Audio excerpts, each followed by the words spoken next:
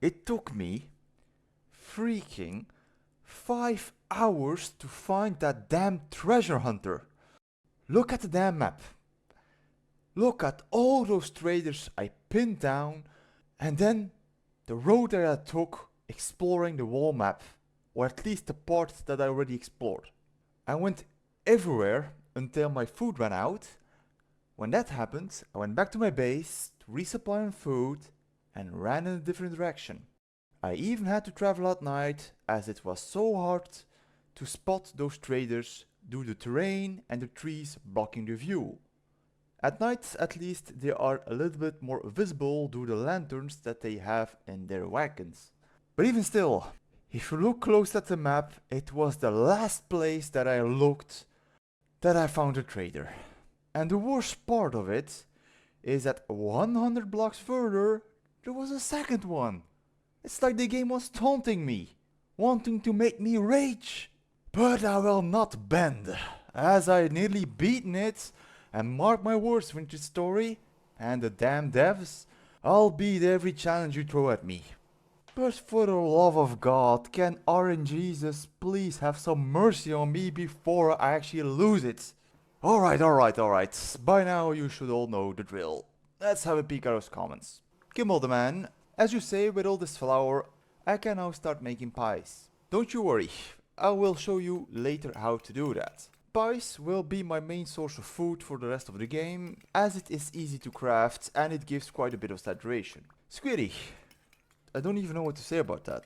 No matter how you read it, it's dirty. I will not put any remark on that.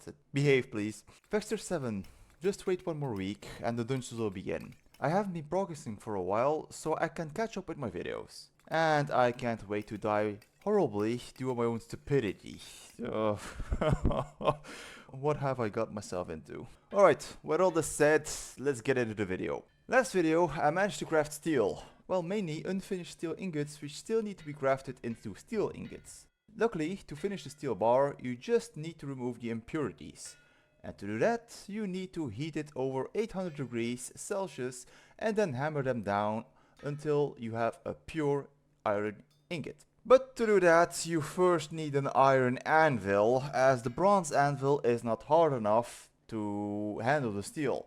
And to make an iron anvil, you will need to smith it manually, as you cannot melt the iron, as we don't have the tools necessary to do that. So, to make an iron anvil, you first need to have 10 iron ingots, which you will then need to smith two different parts. The top side of the anvil and the bottom side of the anvil. Each of them need 5 iron ingots and a shitload of time to smith. So, you better start smithing, and once you smithed both of them, make sure they are both at least 800 degrees, and when they're both 800 degrees, just place the bottom side on the floor. Next, you add some borax, which will serve as the welding part, and then you slap the top side of the anvil on top. To weld it all together, you simply have to smack it with your hammer around 12 times to finish it. With this, I can finally start finishing those impure steel ingots. And with this, it's actually quite easy. Just reheat them above 800 degrees Celsius, and then just remove the impurities. With steel now available, I can now craft the highest tier of gear that is craftable. At least for now, as of patch 1.2. And why do I want to do that? Well, I want to be as prepared as possible for the dungeons, as I don't know what to expect. And with the best gear, there is a lower chance of me losing my shit and breaking my wall again. So, this time I choose to make a full steel chainmail, as it's a nice balance between damage reduction and it doesn't tank my movement speed as much as plate armor would have. I will not bore you with the details on how to smith it, as I already showed you that in a previous video, but rest assured, it did take me another 2 hours of smithing to finally craft it. Anyway, next I smithed a steel falx, which has a lot of damage and a decent knockback. It's an excellent weapon to deal with the drifters, as it has also a durability of 2125, which means you can smack things 2125 times before the blade breaks. And why is this important? Well, because 1, the falx deals a lot of damage, which is nice, that means less times I have to hit something before it finally dies. And 2, there won't be a need for me to take another falx with me, as the odds of me hitting something over 2000 times will not happen in a single dungeon. At least I hope. This in exchange will save my limited inventory space some trouble. But just in case, I'll also take a bow and some steel arrows with me, as I don't know what to expect, and it's better to have a spare weapon that deals at least some range damage with me. For the arrows, the arrowheads can be crafted by smithing them, of course, and the feathers can be harvested from the chickens. I'm sorry, little ones, I will need your skin. Next, for the bow, I choose to make the recurve bow as it has the highest damage multiplier. And yes, before you say, the long bow has more durability, but I don't expect to shoot over 750 arrows. Anyway, to craft the recurve bow, you'll first need to make the bow stave, which can be crafted by combining 2 oak, maple or walnut logs with a saw, which will then create a bow stave. Then, that bow stave has to be combined with a saw to make a recurve bow stave. Then, because of course it can't be as simple as that, you then have to let that bow stave dry in your inventory or a tool rack for 7 in-game days or 7 in real life hours. After it's finally dried, you'll have to combine it with 3 flax twines, 2 bones, 2 bush meats and 1 leather. Lastly, I'll also crafted myself a shield, because you know a shield protects you from damage, I think. And to make one, you guessed it, you'll have to smith it. You'll need 2 metal plates, 1 boss, which is this item, and 1 hoop. All of this can be crafted with any metal, but the higher tier metal, the better the durability of the shield. With this, all my fighting gear is ready. There are different ways to make medicines, as like everything in this game, there are tiers of it. The best ones for now are alcohol soaked bandages and honey sulfur poultice made of linen. Both of them heal for 7 HP, but the difference is the honey sulfur one needs honey and sulfur. Honey is rather easy to get once you have some beehives, as honey is a renewable resource that can be harvested every couple of days.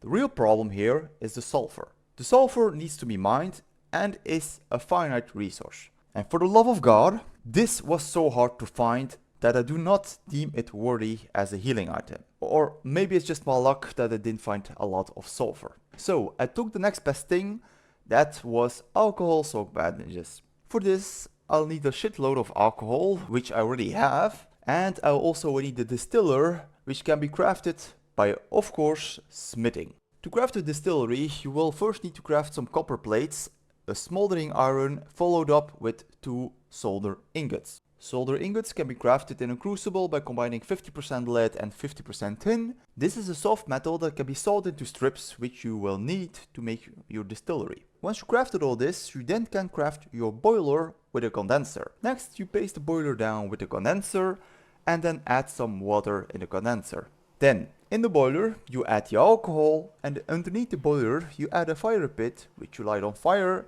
to start the process. Place a bucket at the end of the condenser and wait.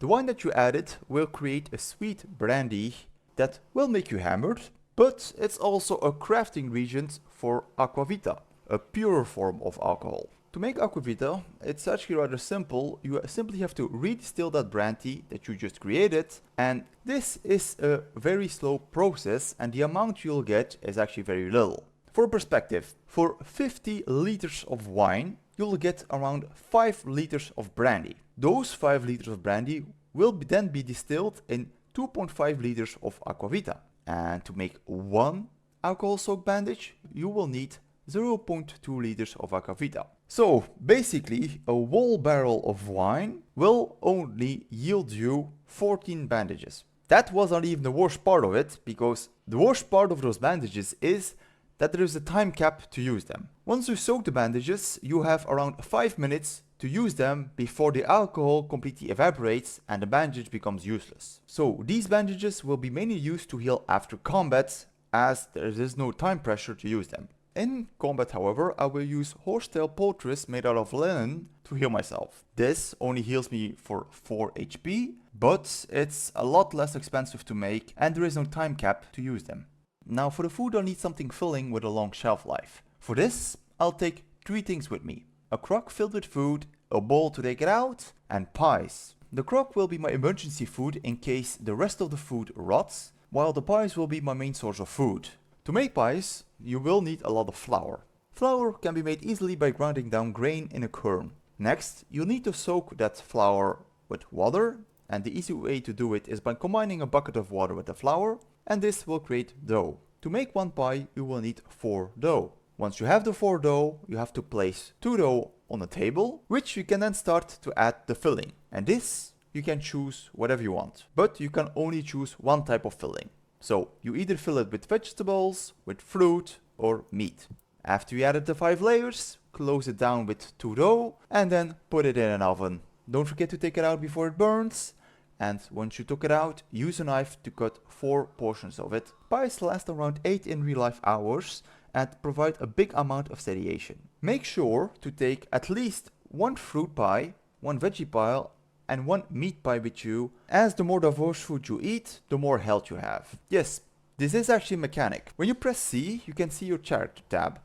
And on the right side, you can see there are different categories of food that you have eaten. The more different types of food you eat, the more health you'll have. This is actually a neat mechanic to force players to not stick to one food source.